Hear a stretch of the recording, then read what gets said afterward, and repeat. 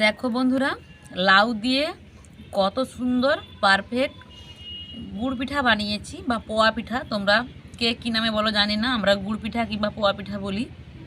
আর এটা খুবই সুন্দর পারফেক্ট হয়েছে, নরম তুলতুলে আর একেবারে ফুলে গেছে, স্পঞ্জি, খুবই সুন্দর হয়েছে। দেখো দেখতে কতটা সুন্দর লাগছে, আর ভেতর থেকেও খুবই সুন্দর হয়েছে। তো এই লাউ দিয়ে পোয়া পিঠাটা কিভাবে বানিয়েছি চলো তোমাদের সঙ্গে ভিডিওটা শেয়ার করি। বন্ধুরা, অন্বেষা ভ্যারাইটি ভিডিও নতুন একটি পর্বে স্বাগত জানাচ্ছি। আজকে আবার একটা নতুন ধরনের পিঠা রেসিপি নিয়ে তোমাদের সামনে হাজির হয়েছি। আজকে এই লাউ দিয়ে বানাবো পোয়া পিঠা। তো কিভাবে বানাচ্ছি তোমরা পুরো ভিডিওটা শুরু থেকে শেষ পর্যন্ত দেখো, আশা করছি ভালো লাগবে। আর ভালো লাগলে লাইক কমেন্ট শেয়ার করো, আর নতুন বন্ধু হলে আমার চ্যানেলটিকে সাবস্ক্রাইব করে পাশে থেকো। চলো তাহলে আমি লাউ দিয়ে কীভাবে পোয়া পিঠা বানাচ্ছি আর খুব সহজেই বানিয়ে দেখাবো, তোমরা দেখতে থাকো পুরো ভিডিওটা। পোয়া পিঠা বানানোর জন্য একটা বড় সাইজের লাউ নিয়েছি। এত বড় আমার লাগবে না, তো যতটা লাগবে ততটা নেব। তো লাউটা আমি প্রথমে এটাকে কেটে নেব। আর একেবারে নরম লাউ নিয়েছি, দেখো একেবারে নরম লাউ নিয়েছি। আর এই পিঠে বানানোর জন্য একেবারে নরম লাউয়েরই প্রয়োজন।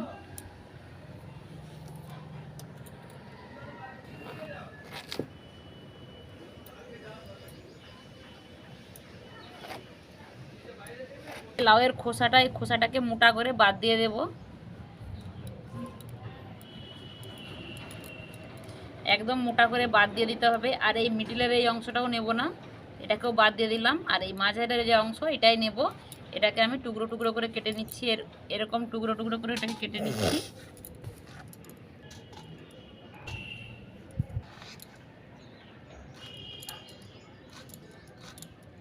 আর এই লাউ দিয়ে পোয়া পিঠাটা বানানো যত সহজ আর খেতেও খুবই ভালো লাগে।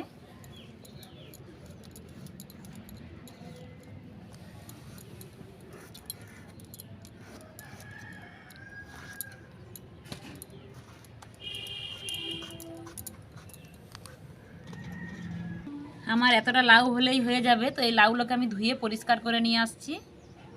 কড়াই বসিয়ে দিয়েছি, কড়াই বসিয়ে দিয়ে আমি অল্প পরিমাণে জল দিয়ে দিলাম। এইবার এই লাউগুলো দিয়ে দিচ্ছি জলের মধ্যে সেদ্ধ হওয়ার জন্য। সামান্য লবণ দিয়ে দিলাম।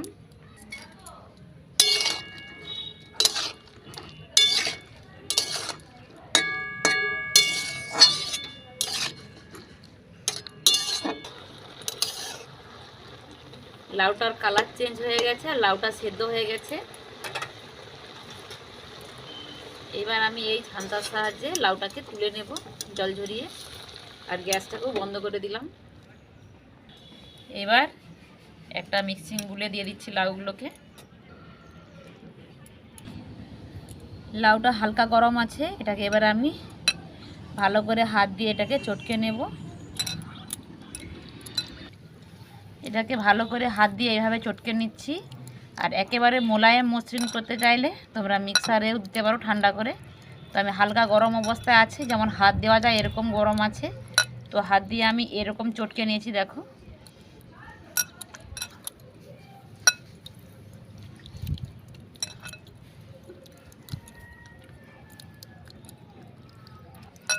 হালকা হালকা গরম আছে। আমি এই অবস্থায় চালের গুঁড়োটা মেশাচ্ছি এর মধ্যে। হাত দেওয়া যাবে এরকম গরম থাকায় দিতে হবে। অল্প অল্প করে দিয়ে মাখাচ্ছি এটাকে ভালো করে।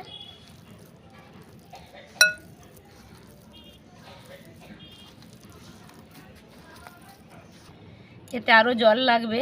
তো লাউ যে সেদ্ধ করেছিলাম জলটা আছে, সেই হালকা গরম জলটাই আমি ব্যবহার করছি। আর যতটা চালের গুঁড়ো দিয়েছি ততটা ময়দা দিচ্ছি।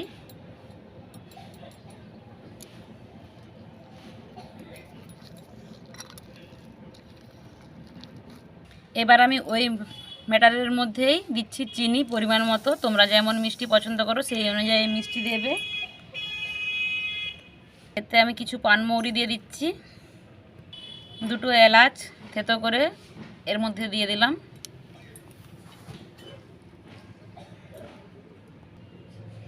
সামান্য পরিমাণে লবণ দিলাম।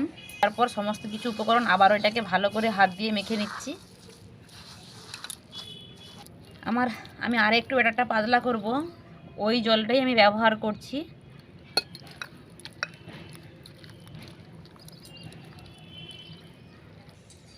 আমার ব্যাটারটা এরকম হয়েছে, যেহেতু চিনি দিয়েছি মোটা দানার, চিনিটা একটু গলে যাতে মেলানোর জন্য আমি 10 থেকে 15 মিনিট এই ব্যাটারটাকে একটু ঢাকনা দিয়ে ঢেকে রেস্টে রাখবো। ঢাকনা দিয়ে ঢেকে রেখে দিলাম। 10 মিনিট পরে ফিরে এসেছি।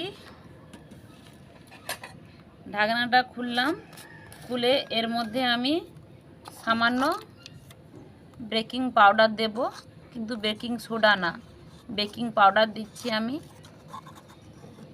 হাফ চামচের থেকেও কম, একদমই হাফ চামচের থেকেও কম দিচ্ছি, এতটিখানি। তো আবার একটু রেখে দিচ্ছি। এবার ভালো করে ব্যাটারের সাথে বেকিং পাউডারটাকে মিশিয়ে নিচ্ছি। 1 ডাবু করে আমি ব্যাটার নিয়েছি, নিয়ে ওই গরম তেলের মধ্যে দিয়ে দিচ্ছি। গ্যাসের ফ্লেমটাকে মিডিয়ামে রাখবো, একটু ফুলে উঠতে সময় লাগবে, কারণ লাউ দেওয়া আছে তো তাই।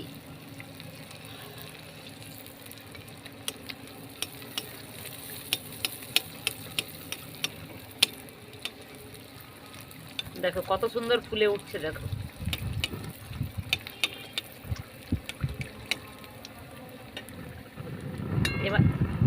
এবার এটাকে আমি পাল্টে দিচ্ছি। দেখো এটা আমার হয়ে গেছে। এবার এটাকে আমি তেল থেকে তুলে নিচ্ছি। আমি আবারও 1 হাতা দিয়ে দিচ্ছি তেলের মধ্যে।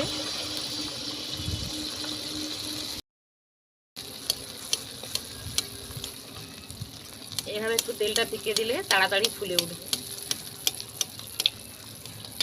দেখো কত সুন্দর ফুলে গেল,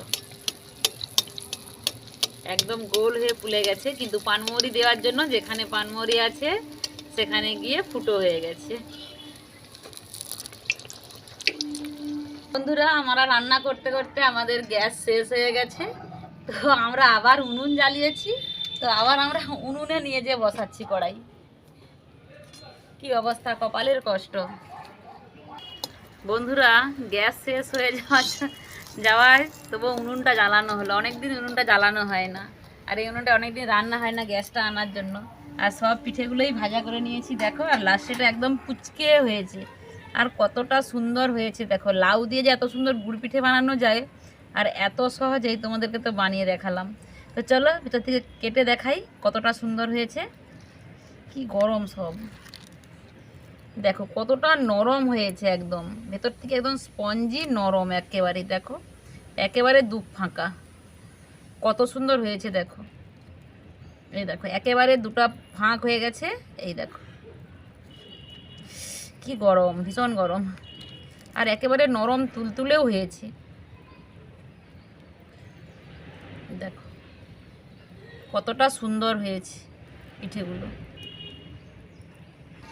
এটা আমি খেয়ে দেখছি যে খেতে কতটা ভালো হয়েছে।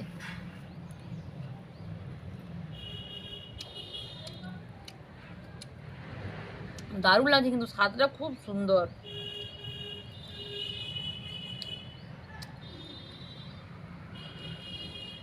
লাউ দিয়ে যে এত সুন্দর গুড় পিঠা বানানো যায়, সত্যি দারুণ লাগছে খেতে। তোমরা অবশ্যই ট্রাই করো, আর ট্রাই করে বলো তোমাদের কেমন হয়েছে। ভালো লাগলে অবশ্যই লাইক কমেন্ট শেয়ার করো। তো চলো ভিডিওটা আর বাড়াবো না, এখানেই শেষ করছি। সবাই ভালো থেকো, সুস্থ থেকো, টাটা।